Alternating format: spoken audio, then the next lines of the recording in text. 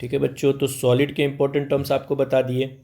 अब बात करेंगे सोल्यूशन वाले की। ठीक है, तो जो सोल्यूशन चैप्टर है उसमें क्या क्या ऑब्जेक्टिव बना सकता है, ठीक है, तो उसकी बात करेंगे। सबसे पहले देखो, सोल्यूशन में जो ऑब्जेक्टिव बन सकता है वो जैसे हमने पढ़ा है ना कि अलग अलग सॉल्यूट और अलग अलग सॉल्वेंट मिला के, जैसे गैस को गैस में मिला के, गैस को लिक्विड में मिला के, गैस को सॉलिड में मिला के, लिक्विड को गैस में मिला के, लिक्विड को लिक्विड, ऐसे करके अलग अलग टाइप पढ़ा है। तो उसमें जो इम्पोर्टेंट टर्म्स हैं सोल्यूशन के ना, वो क्या आ सकते हैं ना, तो उसमें एग्जाम्पल आ सकते हैं। जैसे आपसे पूछ सकते हैं कि गैस को सॉलिड में मिलाने का एग्जाम्पल है, लेकिन ऐसे क्वेश्चन थोड़े कम बनेंगे, लेकिन मे भी चांसेस हैं। जो चांसेस हैं वो कंसंट्रेशन वाले टर्म से बहुत इंपॉर्टेंट है। देखो, कंसंट्रेशन मेजर करने के बहुत तरीके आपने पढ़े हुए क्लास में, जैसे molarity, molality, normality, mole fraction. तो यहाँ से एक टर्म्स आता है कि कौन सा जो टर्म्स है वो टेम्परेचर डिपेंडेंट है ना, और कौन सा इंडिपेंडेंट है जो टेम्परेचर पे डिपेंड नहीं करता है ना। तो जहाँ भी वॉल्यूम आएगा वो चीज़ टेम्परेचर पे डिपेंड करेगी। जैसे अब मोलैरिटी देख लो, मोलैरिटी इसमें क्या आता है, नंबर ऑफ मोल इन पर लीटर सोल्यूशन, तो ये टेम्परेचर पे डिपेंड है। जबकि मोलैलिटी, मोलैलिटी में वॉल्यूम नहीं है, ये नहीं डिपेंड करेगा। मोल फ्रैक्शन, ये भी डिपेंड नहीं करेगा, यहाँ भी वॉल्यूम नहीं है। नॉर्मेलिटी डिपेंड करेगी, नॉर्मेलिटी डिपेंड करेगी। तो सबसे पहला टर्म्स ये आता है कि कौन सा फ्रैक्शन टेम्परेचर डिपेंडेंट है, ठीक है, तो ये बहुत अच्छे से देखेंगे, ठीक है ना।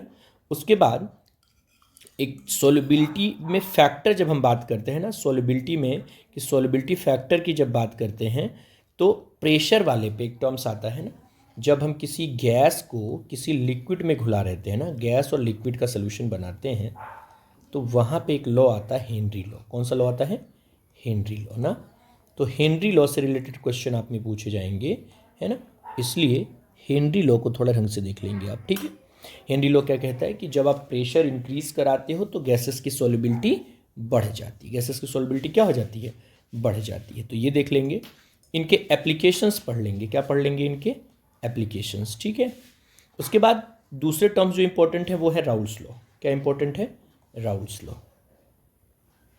राउल्स लॉ इंपॉर्टेंट है ना, बहुत इंपॉर्टेंट है राउल्स लॉ। देखना, इससे क्वेश्चन जरूर आएंगे ऑब्जेक्टिव बना के। वो किस तरीके से बनाते हैं थोड़ा सा अच्छे से ध्यान से देखेंगे कि राउल्स लॉ दो कंडीशन के लिए अलग अलग यूज होता है, वोलेटाइल सोल्यूशन और नॉन वोलेटाइल सोल्यूशन, ठीक है। तो पहला आपने पढ़ा है कि कोई भी जो प्रेशर जनरेट होता है वो जो पार्शियल प्रेशर का सम होता है उनके बराबर होता है। और पार्शियल प्रेशर कैसे निकालते थे? तो प्योर स्टेट में जो उनके वेपर प्रेशर होते थे और उनके मोल फ्रैक्शन, है ना, प्योर स्टेट में जो उनके वेपर प्रेशर होते थे और उनके जो मोल फ्रैक्शन होते थे, तो ये इस तरह से हम राउल्स लॉ निकालते थे। और इसमें से अगर एक नॉन वोलेटाइल हो जाता था तो क्या होता था?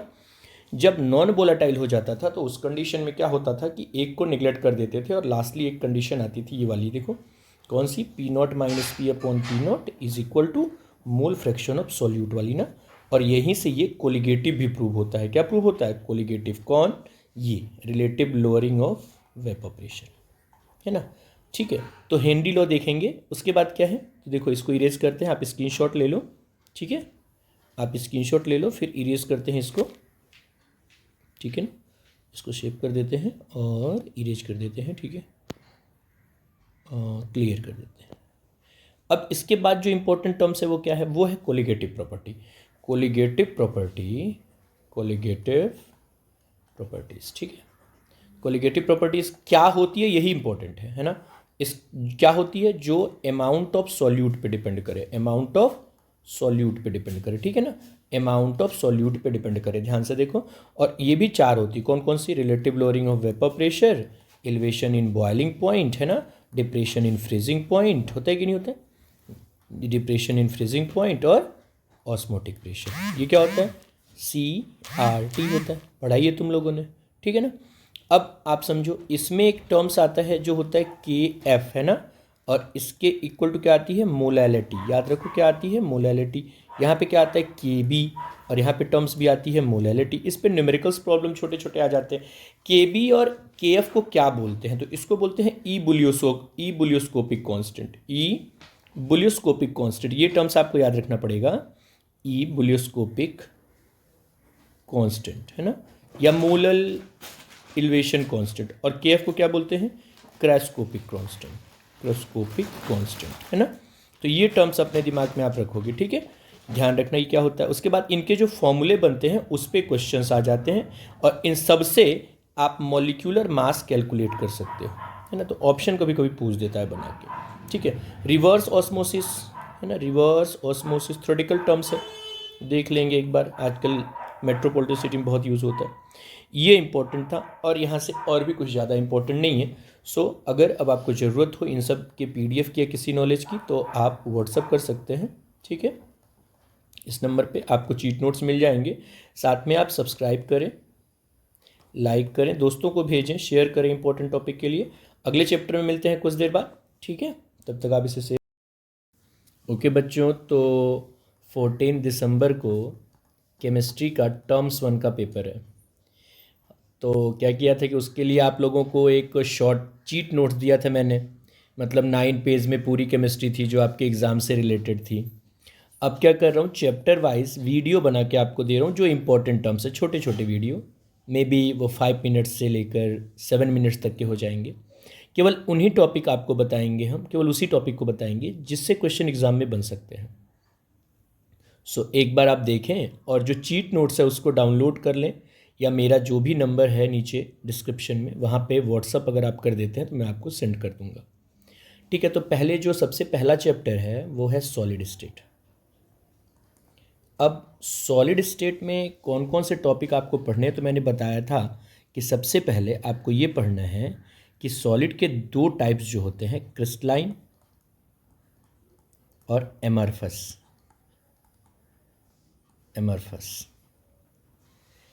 अब इनमें सब कुछ तो आपको आता है कि जो क्रिस्टलाइन होता है उसमें रेगुलर अरेंजमेंट होता है, एमरफस में नहीं होता है, ये सब आपको आता है। लेकिन सबसे इम्पोर्टेंट हाईलाइट जो है वो है कि क्रिस्टलाइन जो होता है वो एन आइसोट्रोपिक होता है। क्या होता है? एन आइसोट्रोपिक, है ना। और एमॉर्फस होता है आइसोट्रोपिक। इसको जरूर याद करें आप, ठीक है। दूसरा ऑब्जेक्टिव जो बनेगा वो यहाँ से बनेगा कि एमॉर्फस का एक एग्जाम्पल है ग्लास और इसका एग्जाम्पल है क्वार्ट्ज, ठीक है। तो ग्लास को हम स्यूडो सॉलिड बोलते हैं। क्या बोलते हैं? स्यूडो सॉलिड या super cooled liquid. Super cooled liquid, तो ये यहाँ से इंपॉर्टेंट बन जाता है। टाइप ऑफ क्रिस्टल से बहुत इंपॉर्टेंट क्वेश्चन नहीं बन जाते हैं।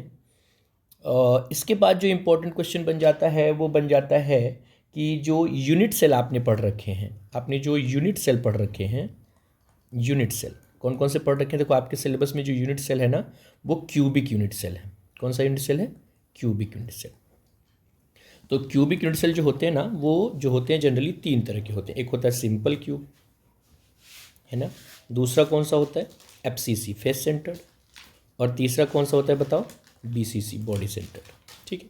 इसके अलावा इंड फेस सेंटर्ड और क्या कहते हैं, एक और जो पढ़ा रखा था आपको एज सेंटर्ड, वो सब उतने क्वेश्चन नहीं बनाते हैं। बट यहाँ से इनमें नंबर ऑफ एलिमेंट है ना, और A और R में रिलेशन। तो सिंपल क्यूब में नंबर ऑफ एलिमेंट क्या होता है कि कॉर्नर वाले का कंट्रीब्यूशन 1/8 होता है। 8 कॉर्नर होते हैं तो नंबर ऑफ एलिमेंट आप 1 लिखते हो। FCC में क्या लिखते हो? जितने कॉर्नर वाले हैं वो 1/8 × 8 लिखते हो, और फेस वाले का कंट्रीब्यूशन जो होता है 1/2 होता है। 6 फेसेस होते हैं क्यूब में, तो ये 3 और ये 1, 4 आ जाता है कि नहीं। इसी तरह से जब BCC की बात करते हो आप तो 1/8 × 8 ये कॉर्नर वाले हो गए, और दूसरा कौन सा होता है? दूसरा होता है जो बॉडी में होता है, तो ये 1 और ये 1 दोनों मिलके 2 आ जाते हैं। तो नंबर ऑफ एलिमेंट अगर आपने देख लिया तो उसके बाद जो इंपॉर्टेंट लाइन है वो है कि इनके A और R में क्या रिलेशन होता है ना, A और R में क्या रिलेशन होता है, ठीक है। तो आपने पढ़ा ही होगा कि जब आप A और R के रिलेशन की बात करते हो तो जो सिंपल क्यूब होता है उसमें A = क्या आता है? 2R। याद करो, कोई भी प्रॉब्लम हो तो आप व्हाट्सअप करो, आपको समझाएंगे। आप वीडियो तो वो यूट्यूब पे नहीं है उतने मेरे, बट ये इंपॉर्टेंट टर्म्स आप दिमाग में रखें। FCC में A और R में क्या रिलेशन होता है अगर आप ध्यान से देखोगे तो आपने पढ़ा होगा कि A = 4R/√2 होता है ना। और BCC में क्या रिलेशन होता है? BCC में बताओ जरा। BCC में A = 4R/√3 होता है, ठीक है।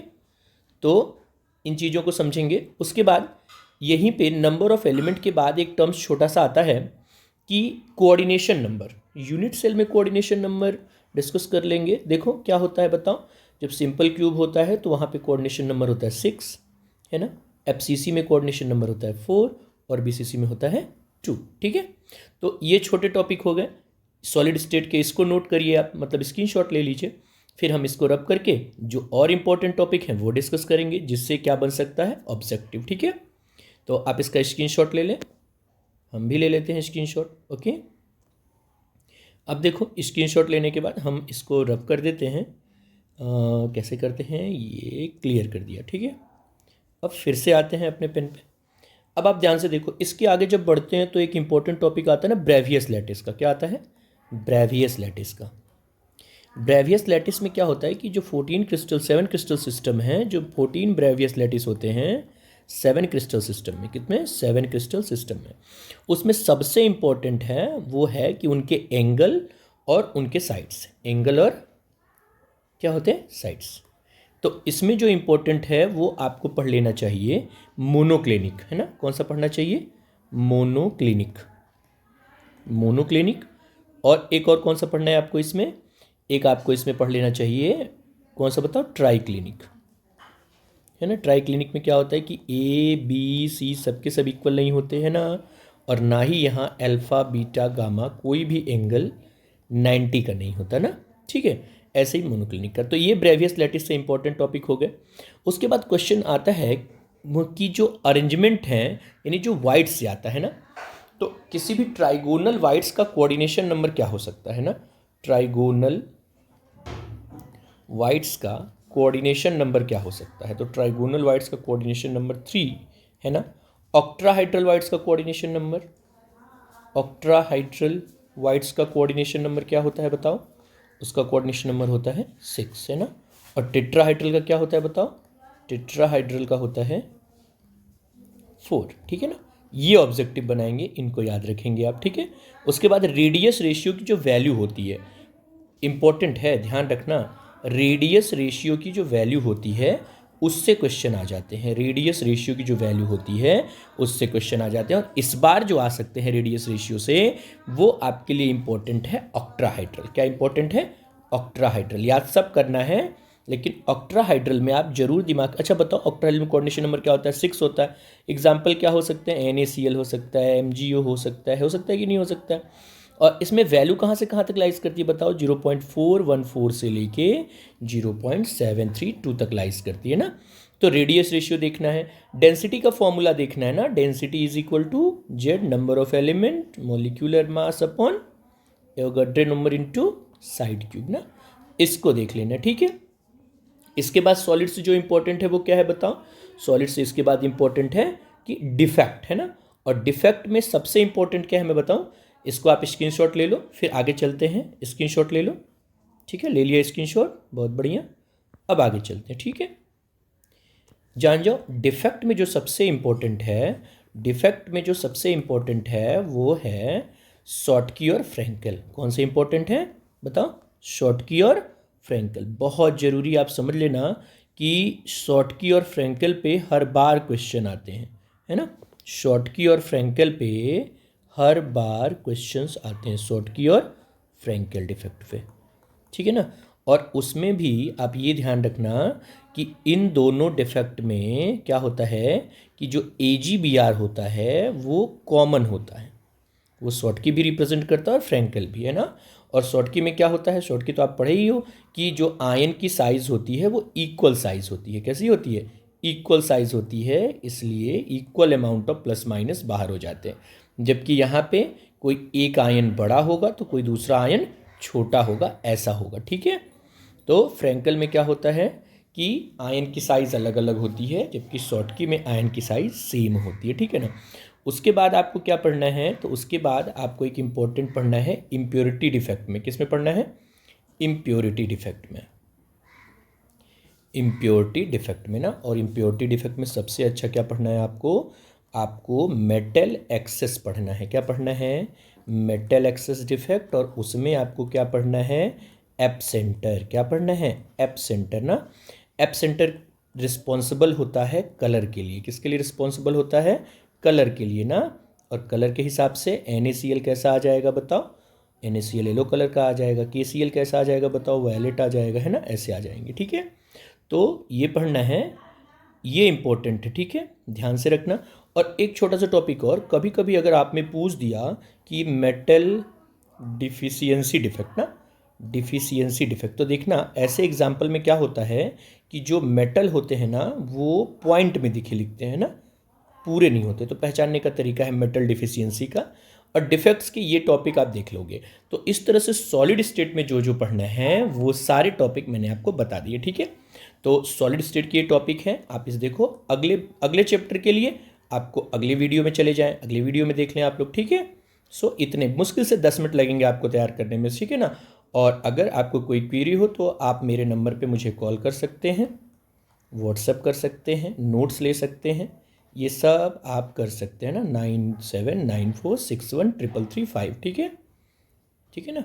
ओके, तो इसको भी रब करते हैं, कुछ देर के लिए वीडियो को पुश करते हैं, तब फिर सेकंड चैप्टर पे आते हैं। ओके, एल्किन हेलोजेंस तो बता दिया। अब अपने पास आता है अल्कोहल, फिनॉल और ईथर ना, अल्कोहल, फिनॉल और ईथर, ठीक है। देखो अल्कोहल फिनॉल तो जनरली एक ही तरह से होते कि नहीं, दोनों में OH ग्रुप लगा होता है, लेकिन अल्कोहल में एल्काइल और फिनॉल में क्या होता है, एराइल ग्रुप होता है, ठीक है। इसमें प्राइमरी सेकेंडरी टर्सरी का तो कोई दिक्कत नहीं, वो आपको आता ही आता है बहुत अच्छे से, उसमें समस्या नहीं है। एक नोमेनक्लेचर की प्रॉब्लम है, तो नोमेनक्लेचर आपको आना चाहिए, क्योंकि एक क्वेश्चन नोमेनक्लेचर का तो रहना ही रहना है, ठीक है। उसके बाद यहाँ से जो सबसे इंपॉर्टेंट टर्म्स आता है वो आता है कि ग्रिग्नार्ड रिएजेंट का यूज़, किसका यूज़, ग्रिग्नार्ड का यूज़, रिएजेंट का जो यूज़ है वो बहुत अच्छे से यहाँ से क्वेश्चन पूछेगा ना। हाउ टू डिफ्रेंशिएट, है ना, हाउ टू डिफ्रेंशिएट ना, इसको देख लेंगे तो ऑब्जेक्टिव आपके हो जाएंगे primary, secondary and tertiary alcohol. ये थोड़ा सा इंपॉर्टेंट टर्म्स है, आप इसको जरूर देखोगे, ठीक है। और एक बहुत इंपॉर्टेंट टर्म्स है लुकास टेस्ट ना, लुकास टेस्ट, है ना, कैसे करते हैं बताओ। लुकास टेस्ट से हम यही प्राइमरी, सेकेंडरी और टर्शरी का डिफरेंस करते हैं ना। कैसे करते हैं, जब हम किसी भी टर्शरी अल्कोहल के साथ करते हैं ना तो टर्बिडिटी तुरंत आ जाती है, 3 डिग्री के साथ टर्बिडिटी जो होती है वो तुरंत आ जाती है ना, 2 डिग्री के साथ आफ्टर 5 मिनट टर्बिडिटी आती है, और 1 डिग्री के साथ टर्बिडिटी नहीं आती है क्योंकि रिएक्शंस नहीं होते ना।